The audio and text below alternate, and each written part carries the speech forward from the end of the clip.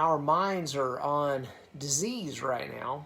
And in this lesson, we're going to look at a dangerous spiritual disease, satanically induced blindness. Blindness, rather.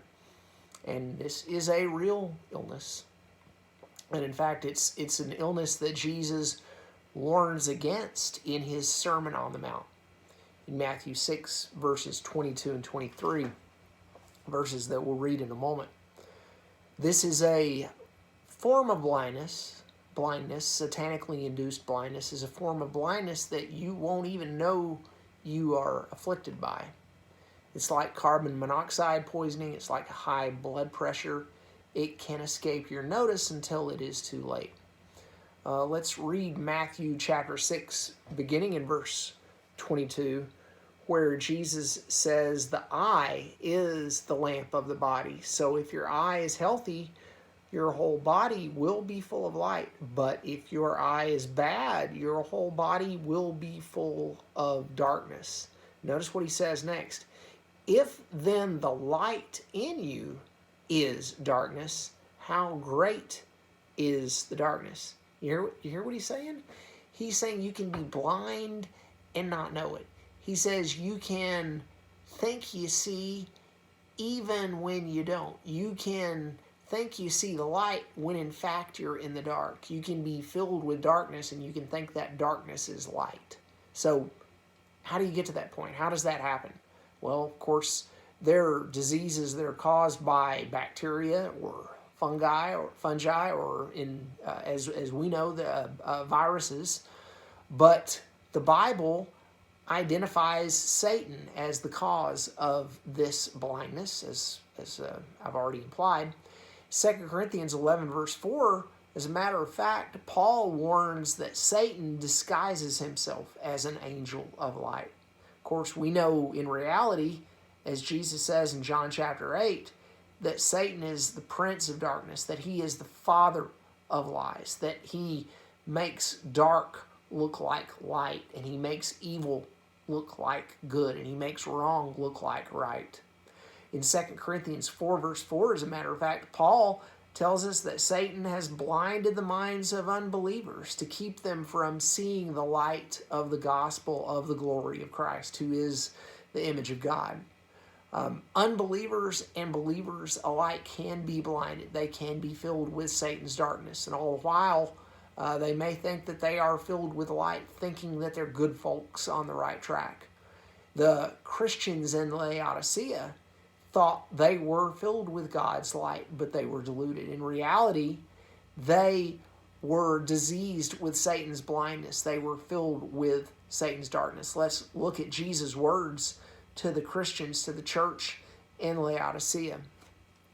Revelation 3, beginning in verse 15, Jesus says, I know your works. You are neither cold nor hot. Would that you were either cold or hot. So because you are lukewarm and neither hot nor cold, I will spit you out of my mouth. For you say, I am rich, I have prospered, I need nothing, not realizing that you are wretched, pitiable, poor, blind, and naked. I counsel you to buy from me gold refined by fire, so that you may be rich, and white garments, so that you may clothe yourself, and the shame of your nakedness may not be seen, and salve to anoint your eyes, so that you may see.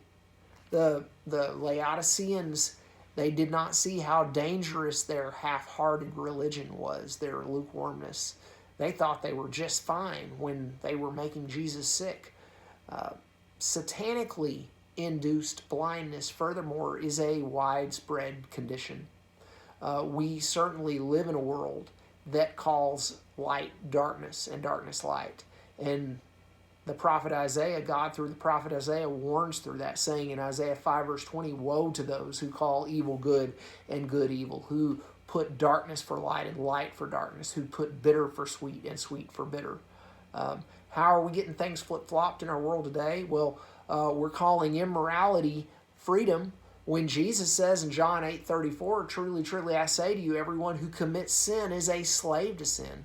If you If you are caught up in sin, you are a slave to your own flesh, to your appetites and addictions.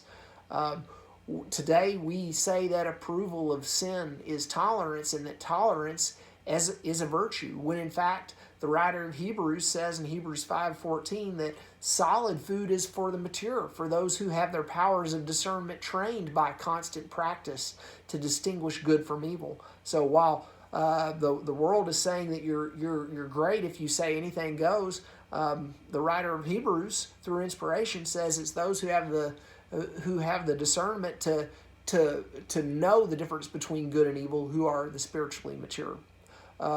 Today we're saying that commitment to morality makes a person repressed and intolerant and hateful, when in fact Paul says in Romans 13 verse 10 that it's love does no wrong to a neighbor, and therefore love is the fulfilling of the law. It's those, according to Paul by inspiration, who live by God's moral law who are the loving ones.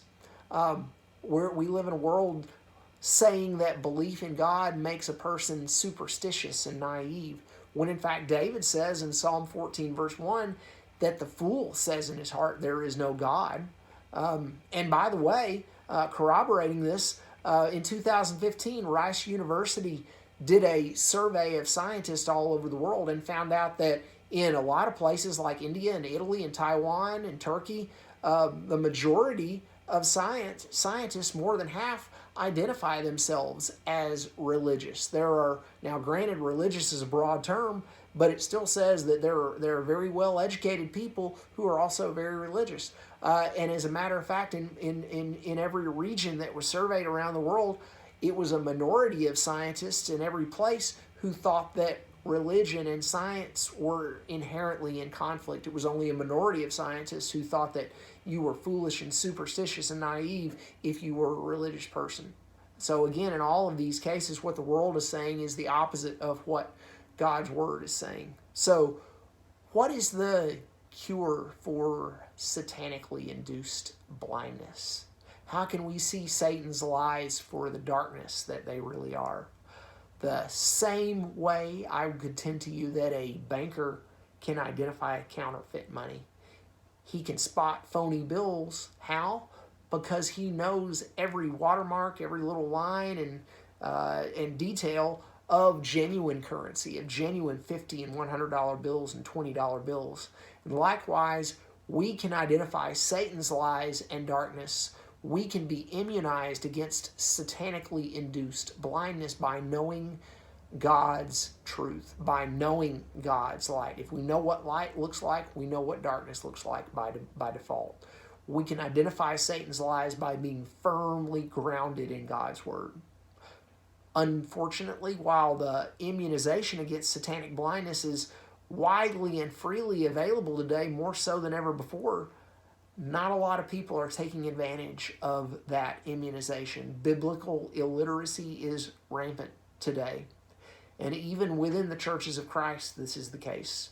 We have called ourselves the people of the book for a long time, and that is exactly what we need to be.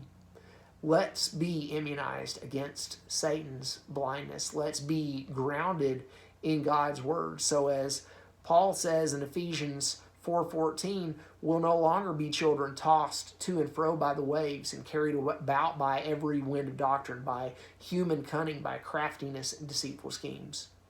There's only one way to make sure that the light in us is truly God's light and not Satan's darkness. There's only one cure for satanic blindness, and that's to make sure that the light inside us is the true light, the light of God's word.